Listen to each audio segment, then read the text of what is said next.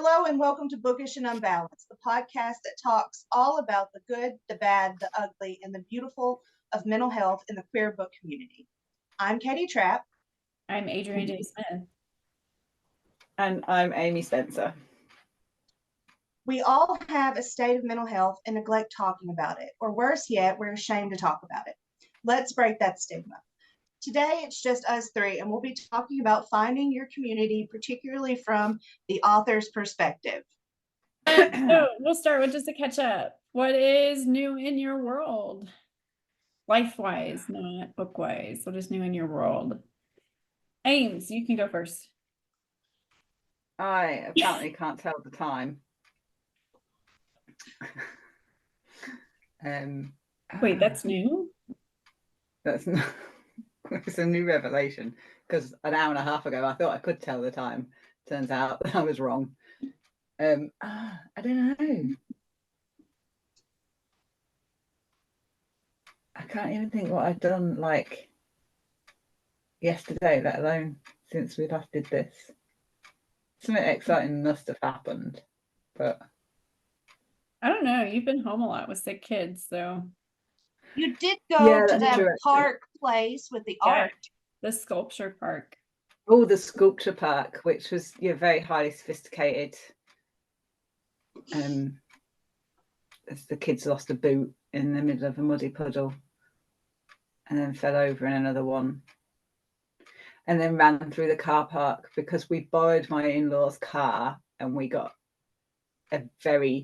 ours was in the garage, so we borrowed the in-laws' car to go, and we got a very strict set of rules that we weren't allowed to let the kids have their shoes on in the back of the car because they'll kick the back of the seats and scuff them. We weren't allowed to let the kids eat in the back of the car because they're just messy, and we weren't to get the car muddy. And then the kids fell over in the biggest, muddiest puddle that they could find. So I had to strip the kids, the youngest anyway, to travel home in just their underwear, which they were very excited about as they ran through the car park of the sculpture park shouting, "Oh, let's get naked," just past total strangers on the way to the car. That's hilarious. It's like, again. So like a 5-year-old. Yeah, definitely. And the very lovely, good-natured elderly couple they rang past when they did it just went, "Well, that sounds like a more fun car journey than ours would be."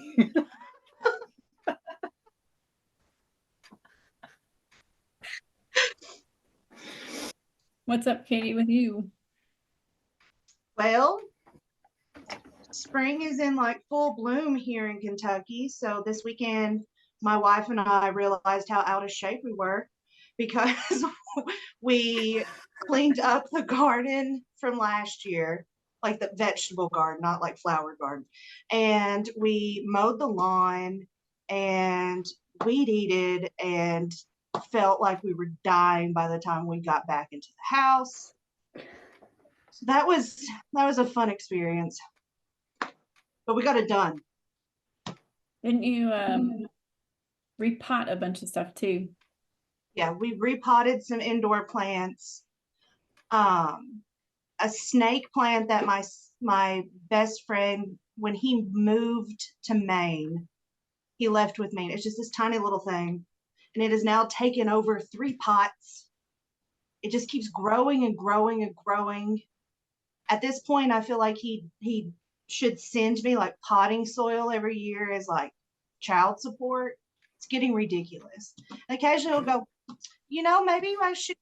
maybe you should send that to me. It's like, I'm not paying for that much shipping to send you this snake plant to go all the way up to Maine just for you to kill after I've had it for, God, like 5-6 years now. It just won't die. Like, it just won't die. Maybe I should send it to him. It was huge. Like, it weighs like 50 pounds.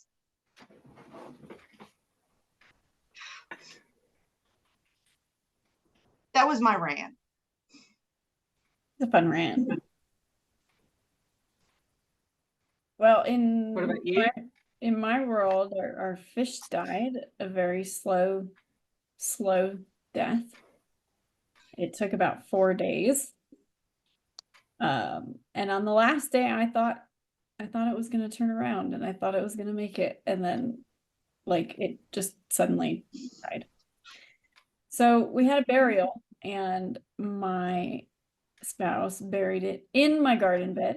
And it better be decomposed by the time I plant my garden in about 6 weeks.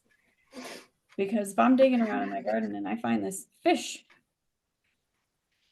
not quite gone, but halfway gone, I'm gonna be really mad. Which also reminds me, I probably need to get my starters going for my garden. And it's Holy Week. So we're recording this during Holy Week for me, which is my insane week. And it's been added to just with some life craziness and then some church craziness. And I ended up still have to kind of work on it, planning a whole extra service that I wasn't planning to plan for this week. Somebody else was supposed to do it. But they can't. They clearly just saw you and went, AJ's got some free time on her hands. Definitely not what happened. Like there is a really good reason as to why she can't do it anymore. Also a really good reason as to why she can't send me what she had planned. And yeah, so I spent most of my morning in panic mode of trying to plan this service for Thursday, and find people to help me do it on Thursday because I don't know who was supposed to be there. So that's my life right now. Craziness of. But you got your hair done. I did get my hair done. And your nails. Well, yeah, and my nails. So the boys went to go see Ghostbusters, and my daughter's too young to go see Ghostbusters, and so she decided she wanted to go get a manicure. And now I want to point out we got these manicures on Thursday. Last night when I was putting her to bed, she's sitting in bed going, fucking. And I'm like, dude, what the crap are you doing? I just paid $40 for this freaking nails. I don't know. I was like, my gosh, child, I'm not taking you to get a manicure again, ever. That's not true. I probably will, but definitely not for a while. Because we even got like the real, not that like, I don't know if you've run into this, but like the kiddie nail polish, the kid nail polish is not, it's like rubber cement. I swear it just like peels right off. Like it doesn't. Peels right off, yeah. And so like, obviously we went and got real manicures with real shellac. And so I thought it would last a little bit longer than like 4 days. No, now you've lost me. Just real nail polish versus kid nail polish. I had to Google what to tell the people when I went in there so that they would know what I was talking about. But yeah, that's pretty much it. So Katie, what's new in the book world for you? Did you finish your book yet? I don't know why I talk to y'all. No, I did not finish my book yet, but we're almost there. Right? We're very close. We're very close. And then today, like I messed around with that talk to text thing, and I did like twice as much as I do in 15 minutes. Usually in like 15 minutes, I can get like, I don't know, like 200 to 300 words. And I ended up getting like 600 and something. I was impressed. But then you had to stop because you had to use the word nipple. No, I said if I don't think I could ever do those, like do a sex scene with talk to text, because then I would have to say the words out loud. And I'm a prude. I can't do it. I can imagine you in your office, like talk to texting your sex scene and your wife in the other room listening, going, what's going on over there?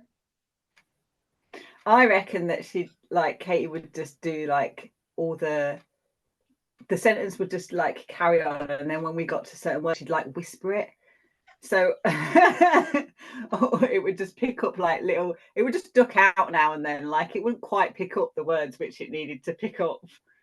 Just fill those in later. Fill in the gaps. it is really helpful though. When I was having to do like clinical reports for my mental health job, they got one of those little headsets, little dragon ones, and it's a lot easier when you have like when you have issues getting words out, especially written, because of my dyslexia. Saying them was a lot quicker. So I was always like the last one to get my notes in. So then I was just like, why don't we see if we can figure something out for writing? Who is it? Which author is it that I've seen recently that's doing the what's the keyboard that they use in like courtrooms? Oh, the stenographer? Yeah. TJ Dallas. It's TJ Dallas. I am so intrigued by that. I mean, I write very quickly. I type very quickly anyway, but to be able to like double that, ooh, I'm intrigued. Although I'd have to spend a lot of time obviously learning the system like TJ is, but I couldn't remember if it's TJ Dallas or Lexa Luthor. But I'm intrigued. I want to know more. They don't fill in all of the words, right? You have to go back and decipher or something like that. I don't know. That's a question. Fully for TJ. understand Maybe it. we should interview TJ and find out. Because I don't know. I imagine there's got to be some program with AI that will start to fill in those kinds of things for you. Anyway, Amy, what's new in your book world? I finished my rewrite finally, which was very satisfying. Very satisfying because I got your money out of it, which was always a bonus. Yeah. We haven't quite talked about that, but we might talk about that when we're talking about our topic. I think I think we may have mentioned it before, but yeah. So I finished my rewrite, which was quite a chunky thing because I just like had to rip the book apart, and I probably kept like the first third of it. So then I had to write like another 2/3. I think I wrote like a fresh 60k maybe by the end of it. So that was good, and it totally changed the story as well because obviously. And then I fell into writing the next book straight away. And not only did you write it, what else did you do for it? What else did I do for it? Outline a novel? Oh yeah, yeah. I outlined the next novel. Yeah, you were right. It's made it a lot easier because now I'm already like 5 chapters into it, and if I hadn't have outlined it, I'd been like halfway through the first chapter. Except it wouldn't have been the first chapter; it would be the 23rd chapter because I wouldn't have written it in order, and it would have all gone wrong. And I would have written the scenes which have the word nipple in them first because I used to do that, and then I just used to have to fill in the story around it. But this time I've outlined it and I've started writing it properly. There's no proper. I'm happy now. It's just the way you get it done. That's the proper way, whatever way that is. Which is AJ's way. It makes you more productive. It has definitely made me more productive. But then I just feel generally more productive this year. Well, that's good. That could like end tomorrow. But so far, it's been a very productive. I mean, what are we on? Like nearly the end of March, and I've written, nearly like 2/3 of a book, and then started another one, which just doesn't happen. Hasn't happened before. So. And you released a book. And I released a book. Yeah, maybe. Yeah. I can't remember when we last did one of these, but yeah, I released a book at the end of January. So that was also something which needed a lot of time because, you know, marketing. But yeah, so it's been pretty busy, really. No wonder I've had no time to do stuff outside of my book life.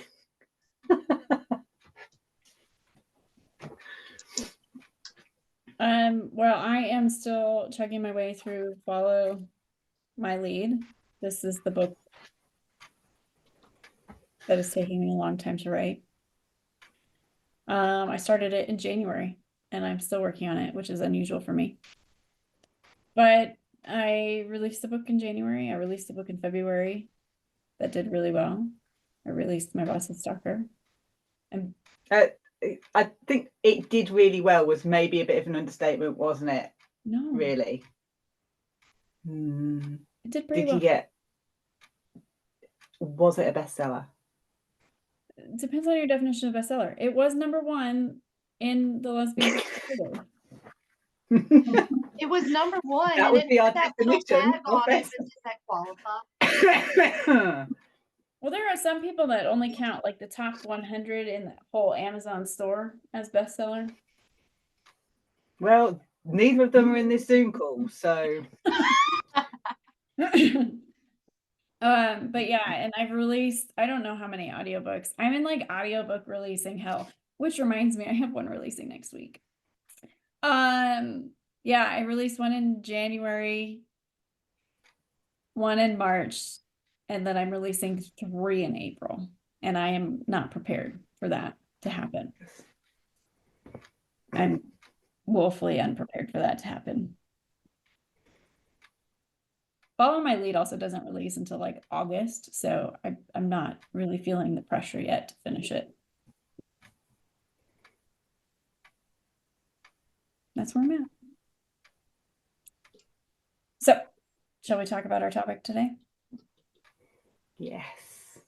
Our topic today is finding your community, which is something that I think we've mentioned on and off throughout all of the different podcasts, in our interviews. People mention it, we mention it, and it's just kind of a topic that comes up often.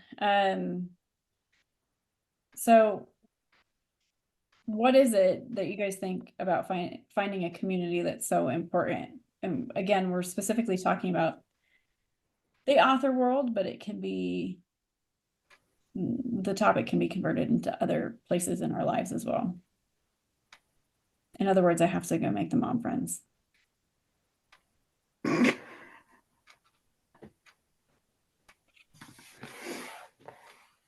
But what is it about finding a community that's so important?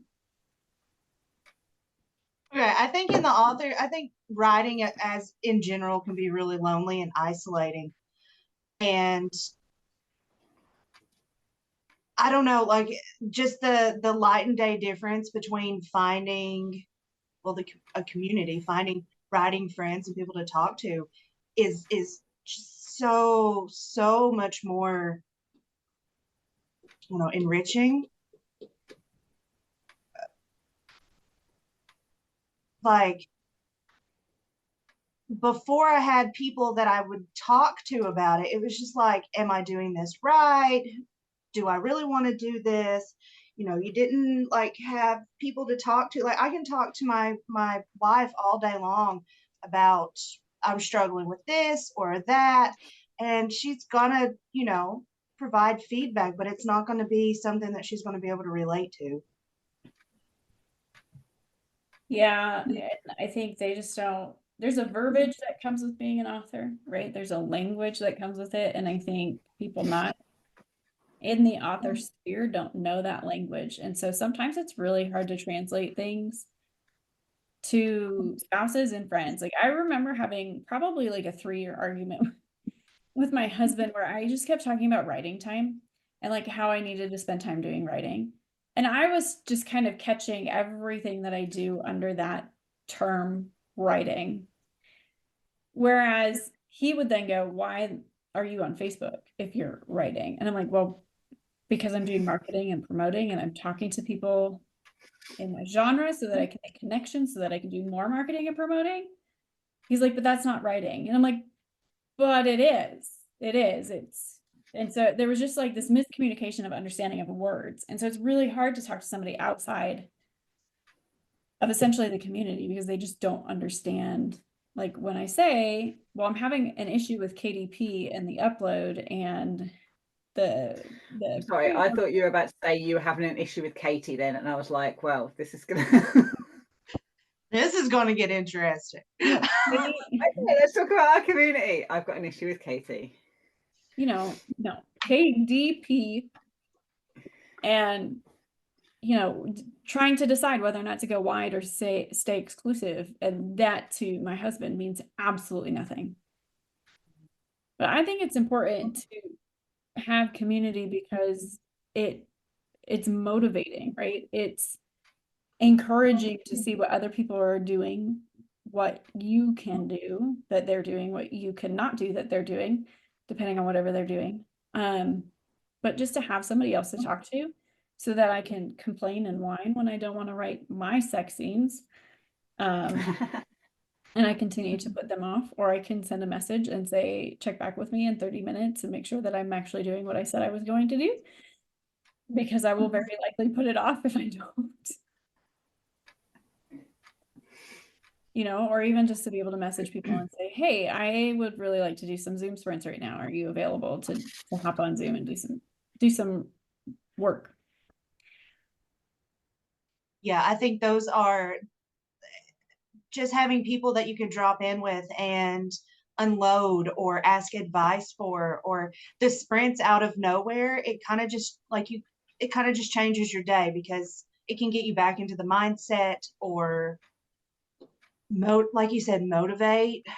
I'm more likely to finish scenes if I have to explain to you at the end of the 25-30 minutes how much I got done. It's accurate. Except me yesterday during sprints, because all I did was laundry and one newsletter. To be fair, I had quite a bit of laundry to get done, and that was definitely the priority because I needed it for today. And that's how bad the laundry situation in my house had gotten. But I think you're right. Like, there is a sense of isolation in being an author, and who to go to ask for questions. And, I might not have the answer, but I probably know somebody who has the answer, or at least a answer, because I think almost any question has many different answers at this point. And so I think too, it's equally hard to just cold call message somebody, slide into their DMs and be like, hey, I'm a new author, or even, hey, I'm a seasoned author. Let's get to know each other. Let's figure each other out, see if we like each other enough to continue to work together, and maybe do some cross-marketing promotions, because those cross-marketing promotions are so important to increasing sales and increasing your business and continuing to build your business. Like, it's insane how important those are in a lot of ways, especially I think in our genre, which is so small and community oriented.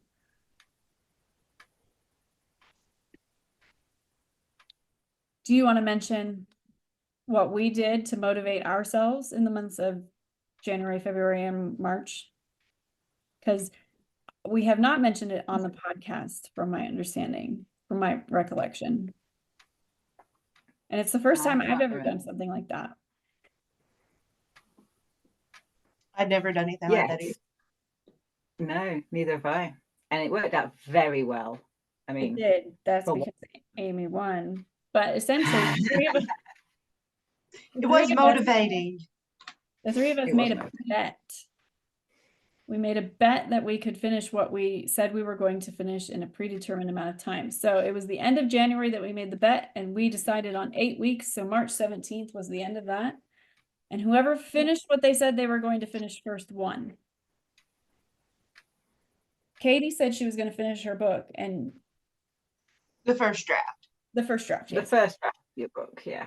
And I love you, Katie, but when you calculated how much you had to write, you calculated to finish on the 17th. I'm aware. Not before. And the whole point you did really good, though. You did. Ames won, and I fell woefully behind because my whole schedule got knocked off balance. Yeah, but you say this, but you'd still achieved a lot in that 8 weeks. But it definitely was not what you put in for the bet. Yeah, it's not what I put in for the bet. So I said I would finish half of Surface Pressure, which was my co-write with Nina, finish all of Follow My Lead, which we're recording this on March 25th, and I still have not finished. So I did finish all of Surface Pressure and half of Follow My Lead. So I just kind of did the opposite. It was a good motivator though, and the prize was we were all going to chuck in the same amount of money, so we could take our spouses on a date because we weren't going to see them for 8 weeks because we were all trying to complete this bet. So then the prize was fair amongst all of us,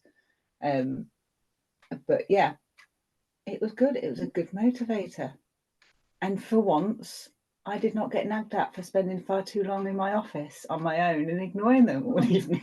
And we have talked about doing it again. I was told if we do it again, I have to win. Yeah, it was surprising when we first started it how supportive our spouses all were all of a sudden of us doing lots of writing.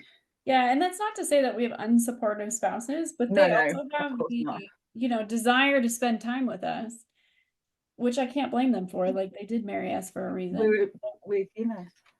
My wife is very competitive. So the moment she heard competition, she's like, you got this. She's competitive by proxy. Well, you were the runner-up, so there you go. But I mean, that was I think that was a really good motivator. Not everybody can drop money on a bet like that, but I have toyed with the idea of expanding it. I don't know how I would do that, but having anybody join, and I think and pitching into like a pool, right? Because the more people you get, the cheaper it can be. Like, you can pitch in $10 instead of the $50 we did. So yeah, I think I've toyed with that idea. I don't know how I would do it, but I feel like it would be fun. There's got to be some. And it worked for me because like I had like a really, it sounds ridiculous, but I had a really set firm end goal, but I didn't have smaller goals. Like when I've tried to do writing challenges like Nano before, I fall down at the first hurdle because I do like the first couple of days and I hit my word count for each day, and then by day 3 or 4 I kind of lose a little bit of momentum or whatever, and I don't hit the word count. But it's fine because it's only a couple of 100 words. I can just tack that onto tomorrow's and it'll be fine. But then I don't hit tomorrow's either. So by the time I got to the end of the first week, I'm like thousands of words down, and there's no chance, and I just give up because I can't write like to a set word count per day. Brain doesn't work like that because I just need to write 2,500 words a day, and I'll furiously type for half an hour and go, that's going to be loads, and I look and it's like 14 words. So yeah, I've never been able to finish it either. I just can't. I love NaNoWriMo. So did you break it down then? I did. The first thing I did was I outlined what I needed to rewrite, so I knew where I was going and I had a clear path to the end of the story. I'm sorry, can you say that again? I didn't quite hear you. AJ was right. I did not say those words again.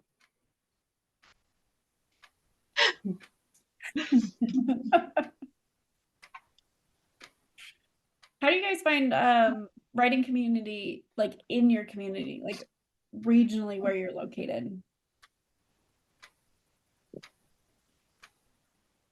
I know my local library does something. I don't know if it's a writing group or it's a reading group or whatever it is. I know they do something like that. I've never checked it out though.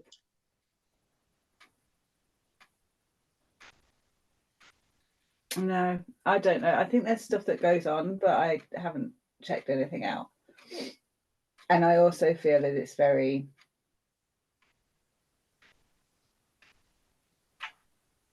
how do I say this? Straight. And I like how you were so concerned about saying that. I know. But you're doing a like a convention thing soon, right? I'm doing a book event in June, yeah.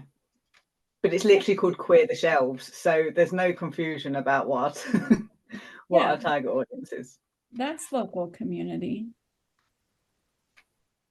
Yeah, I guess it is in terms of British. It's not very local to me, but yeah, it is. We've had this discussion before. If you can drive from the north part of your country to the south part of your country in less than half a day, that is local. Yeah, it's a couple of hours away then. It's just insane. It takes me 5 hours to get home from here, from where I'm at. I mean, just to get home. I think she means home as in where she comes from, not home as in like from the store. Right. I mean, I used to drive an hour to the grocery store when we lived in Kansas because that's where the closest grocery store was. And now we drive an hour and a half to go see a concert or a sporting event and then drive home. So I'm just pointing out that is local. Okay. I've gone to, there's a new group in town here that's kind of based at the library. And I too assumed that it would be very straight oriented because of where I live. And it was not, which was very pleasantly surprising to me. And I have continued to meet up with them. And they're doing stuff for like Camp Nano and NaNoWriMo, except they're not calling it Camp Nano and NaNoWriMo because of the nano drama, which we are not going to get into on this podcast. If you want to know about it, Google is your friend and you can figure it out for yourself. But so they're doing essentially that, but not calling it that, calling it something else. To me, I think it's almost more important to not find people regionally located as much as it is to find people genre located, people who write the same genres that I write. Like to me, that is the more important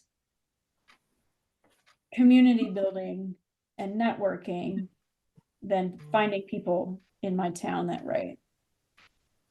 Yeah, definitely. Like I would not know what to do with Sapphic books if I did not have friends who are also Sapphic writers. When I started my reverse harem pen name, that was the first thing I did was I went and I found all the reverse harem writers, indie authors that I could find. And I started reading their books and following their posts and figuring out what they were doing so I could know what I needed to do. Which, in case you guys didn't know, I have a reverse harem pen name.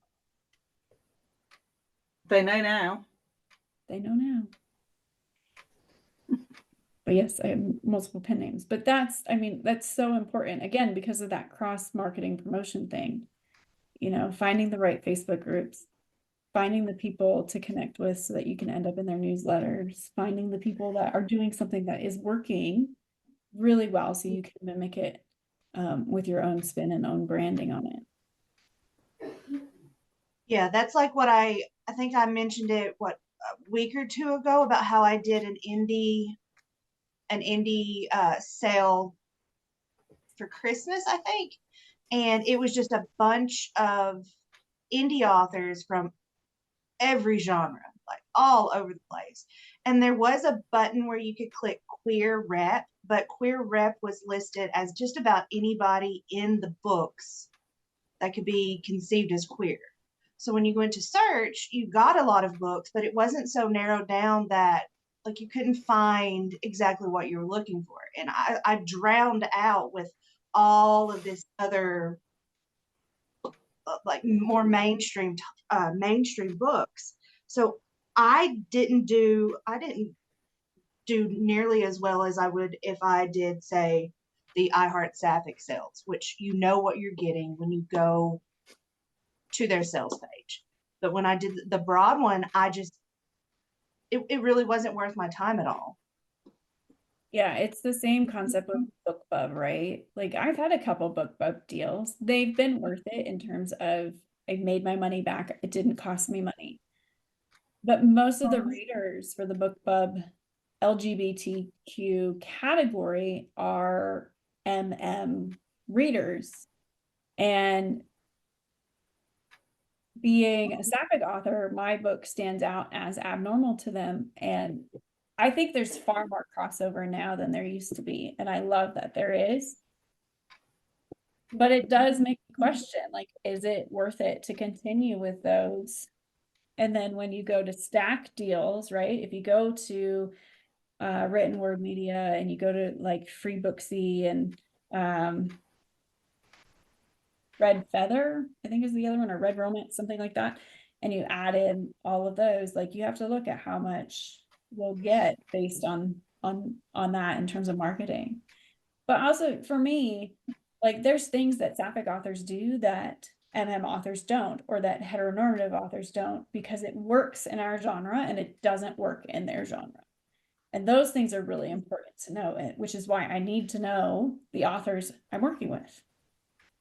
I need to know the authors who are in the same relative career space that I am in, because we make decisions differently. I can follow the rankings and know who their names are, know who the bestsellers are in the genre, right? See what they're doing, see how they're pricing their books, all those different things, and be able to ask questions. I have so many questions. I just want them answered.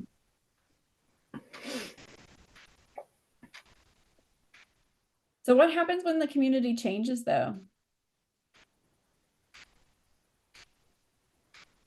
Hopefully it's slow enough that we can transition without a big issue.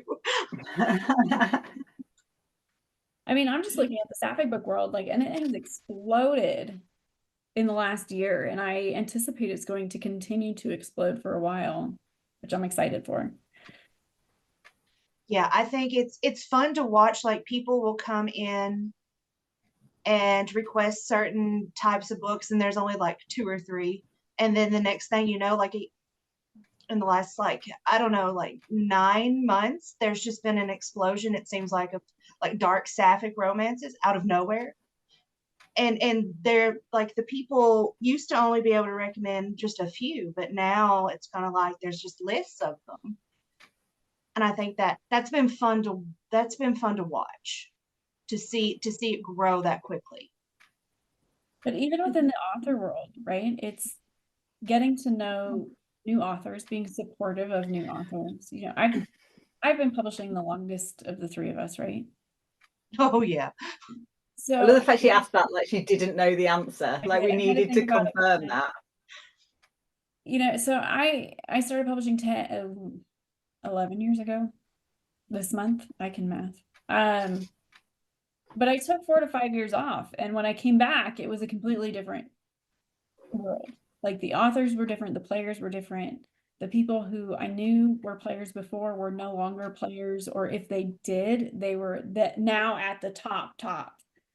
And they were either at the top or they had faded down into the background and were barely around. So I came back into the writing and publishing world after taking this 4 or 5 year break, and had to relearn who the whole community was, and remake decisions in a completely new and different way, which is so weird. And in a lot of ways, I had to break relationships. You know, I had to break ties with some publishers I love working with, because that wasn't the direction that the industry was going. It wasn't the direction that I wanted to go. So I'm still friendly with them. Yes, I love and adore them, but I don't work with them in that capacity anymore. And I think that's a really important distinction to make within a community such as the one which we're in, is, and I think sometimes the lines become really blurred, or people don't necessarily realize the difference between the two, is that there's different players within the community. Like I like to see it like almost like going into an office workplace. Like there's going to be people in that office who you really get on with and you're really friendly with, and that's your relationship with them. And there's going to be people within that office who you don't necessarily agree with them, but you can see their point of view and you can see how they work and how it works for them, and you can work with them in that way as well. They don't necessarily have to be the same people. You don't necessarily have to get on with everyone in the same way and have the same relationship with everyone. Everyone plays their part. But I think it's a really important distinction to make. Otherwise, you do get dragged down into, oh, someone I thought I was really friendly with said something and I don't necessarily agree with it, or, you know, like the lines become really blurred and really confused, and then you need to put those, oh, look at me, you need to put those boundaries up as to who's who in that community and what they mean to you. Just wipe that smug look off your face, please. And I can't believe you're growing up right in front of our eyes. Look at you talking about boundaries. Woohoo! Not just boundaries, but like intentionally setting boundaries. intentionally setting healthy boundaries way. to protect your own mental health. There you go. I'm not going to say anything now for the rest of the episode. Growth. I think you're right though, like, because I do, like, I am very friendly with you. I share crap about life with you too, but we have a business relationship, right? We did not start talking until we decided to form this podcast, or I recruited you to form this podcast. Either look at I You apparently slid into our DMs slid into your cold. I apparently make you guys do a lot of things. Anyway, but we have a business relationship, and there's going to be times where you guys do things that I don't like, and I'm going to do things that you don't like when you send me those reminders of, hey, AJ, did you edit that podcast yet? And I'm like, get right on that. You know, and I'm going to do things that pisses you off, and you're going to do things that piss me off. And that's just part of a working relationship, because this is, in essence, more of a working colleague type relationship than it is a friendship type of relationship. But that doesn't exclude the friendliness part of it. And those connections are also really important, because you do make fun friend connections, right? I love that I can complain to Amy about my 5-year-old and my 8-year-old, because they have a 5-year-old and an 8-year-old, and they absolutely understand what I'm talking about before I even say it. And that is something that I can connect with. And same with co-writing with Neen, right? Because she has a 7-year-old. I almost said 6, but he's 7 now. And so we can talk about those life things and how it, you know, interrupts our day when Neen and I are trying to do a business meeting that we do once a week, and our children are in and out of the Zoom. And on Friday, I was like blatantly like yelling and screaming at my child and putting them in timeout in the middle of a business work call at the same time. But I can do that because we're more on like a friend colleague conversational basis than like if I was in the office. And those types of connections are so important, because I think it allows freedom and room and trust to grow between all of us.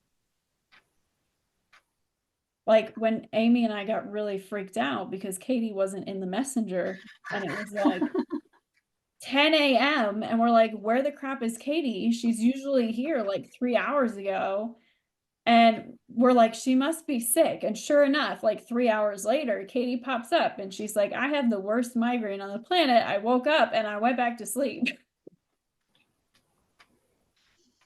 But that shows caring, right? And those are the types of things that we need more in this community, and in any community, and in any life.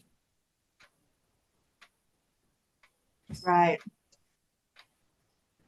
It's not even just I don't think it's just even like, you know, the three of us have like our little private chat stuff, but also like going and doing sprints. And then like last night we met somebody that we'd never talked to before that joined the sprints, and it was really fun to get to know somebody new coming in. And then when you do see them out in the community, it's a lot easier to like comment on their posts or message them if you know, if you want to or need to or whatever. And then even just like the book club, you have people coming in and out and you're learning new things and interacting with people, and I think it's really beneficial.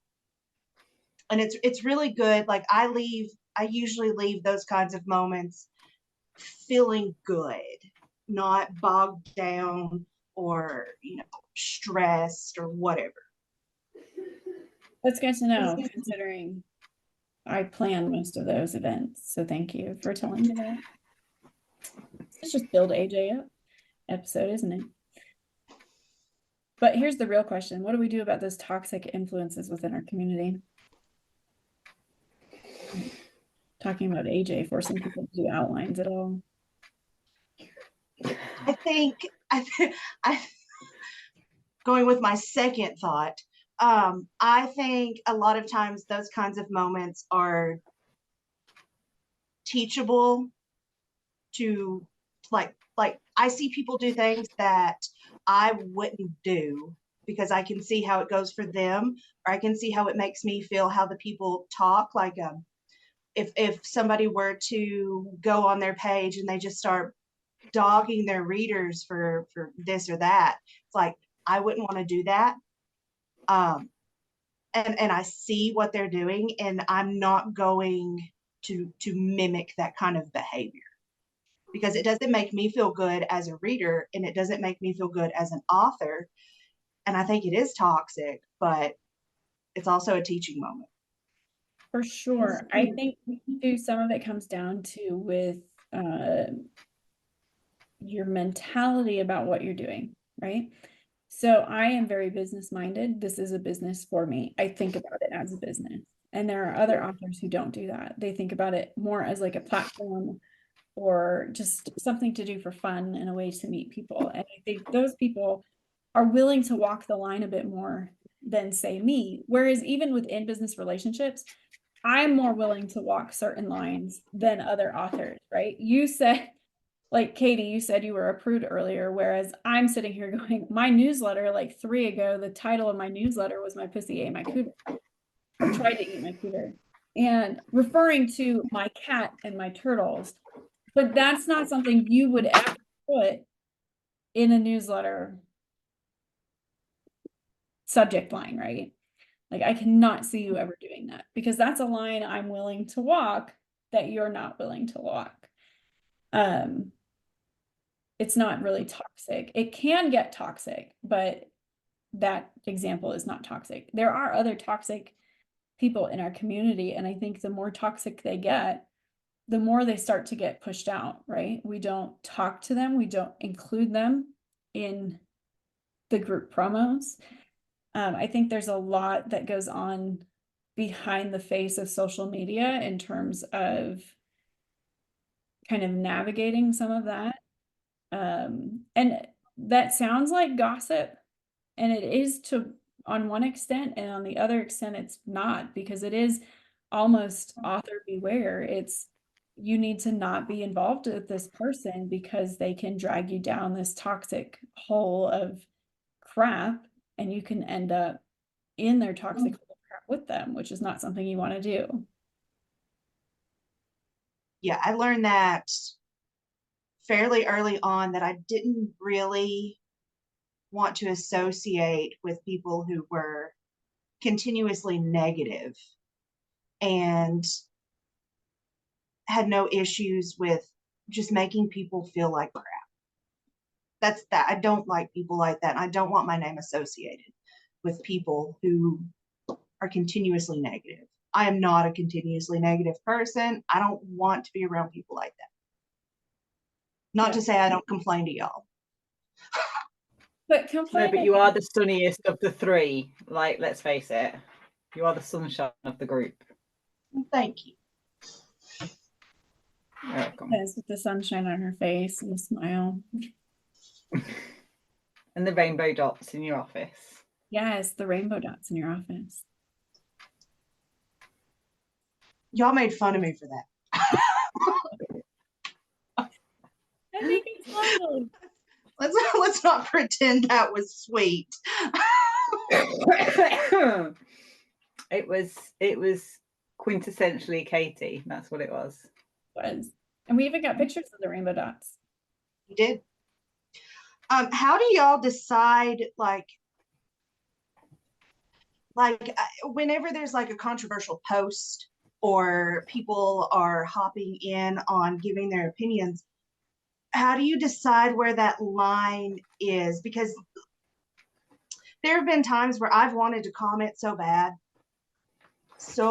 but I don't, because I don't want to do things out of emotion in the moment. But even looking back, like the next day, there are times where I would just like to comment, but I don't think that it is beneficial. Like, I don't think there's enough that would come out of it. Yeah, so I often just go with my gut on that because sometimes it does call to be emotional, right? You should be emotional. You should be pissed off.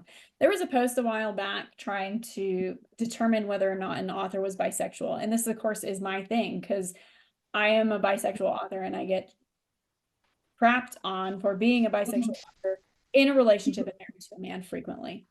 And so it wasn't me that was being called out, but it was another author that somebody was trying to call out. And I very emotionally responded, like, it's none of your freaking business. Like, what does it matter to you if this person is married to a cis male or not?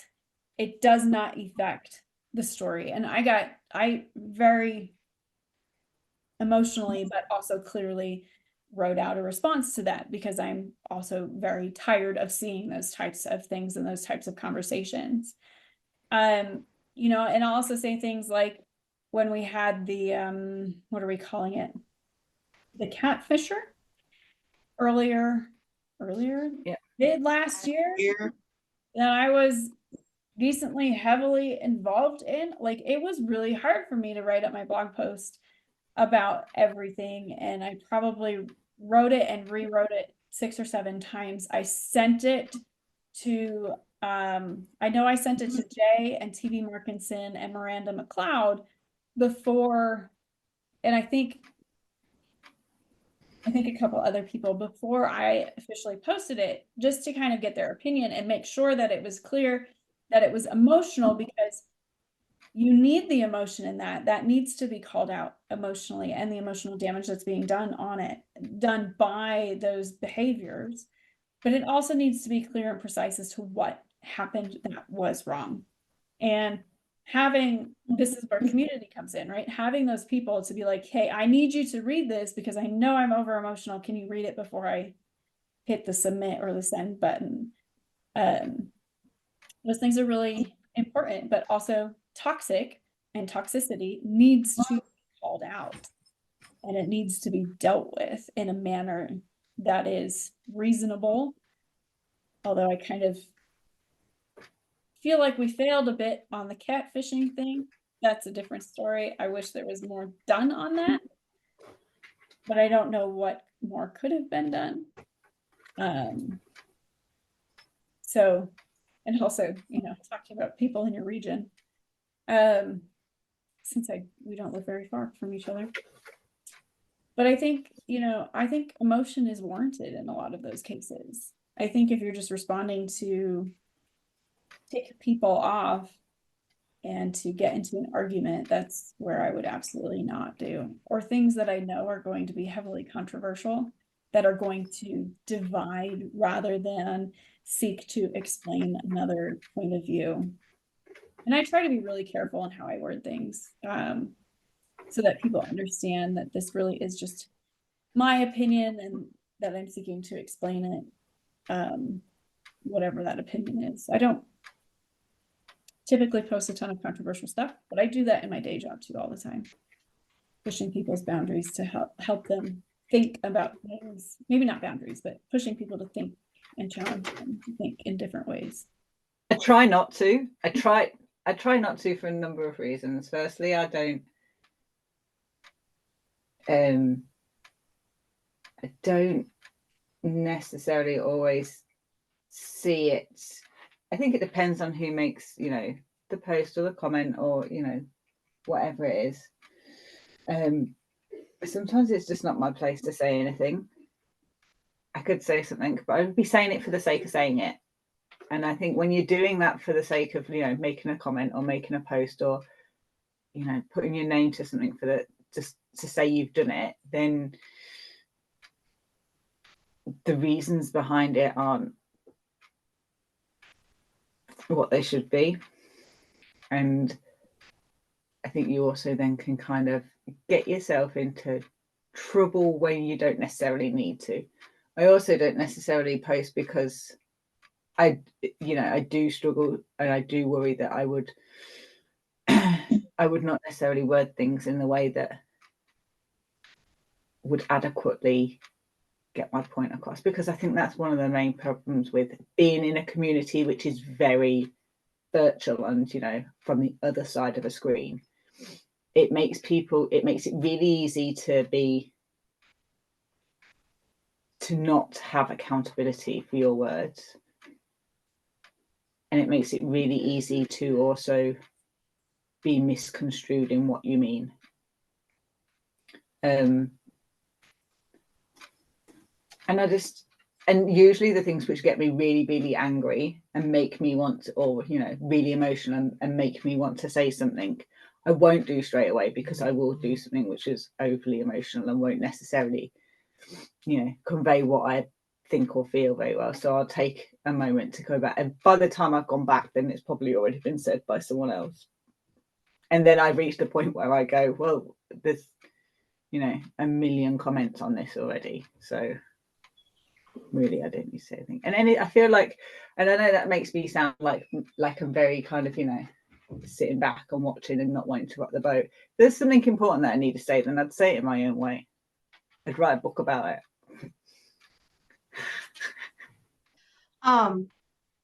And Amy, do you think that, because we're both like newer authors, do you think sometimes the newness holds our tongues? Because I think so.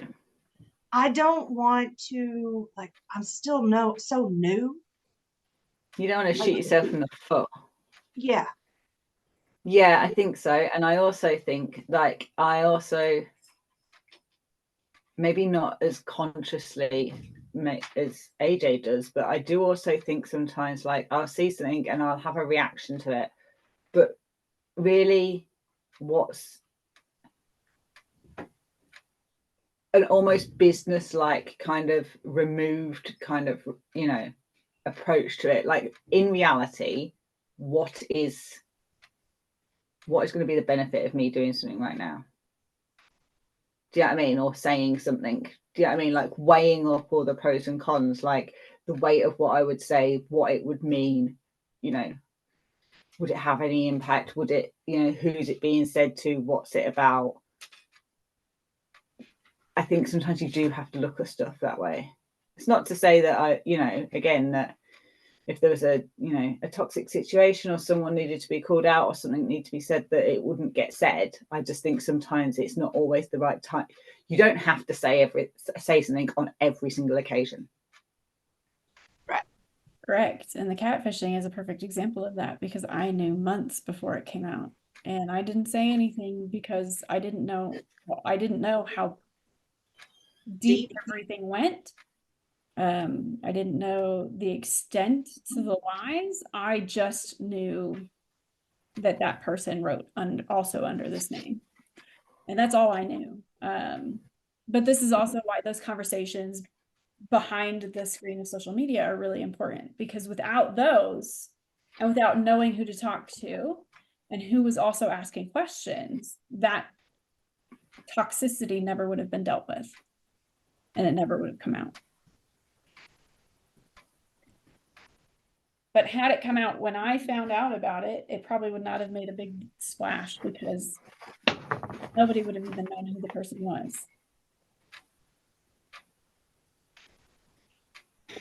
Well, I think we're at the end of our time. We are. Take us out. That's good. That's all for our latest episode of Bookish and Unbalanced. We want to thank our listeners for tuning in and listening to our rambles. Be sure to hit the like and subscribe buttons to keep up to date on our latest episodes, and don't forget to sign up for our newsletter. Until next time, take care out there, and remember, we're all in this together. You remember how to do this? It's been so long.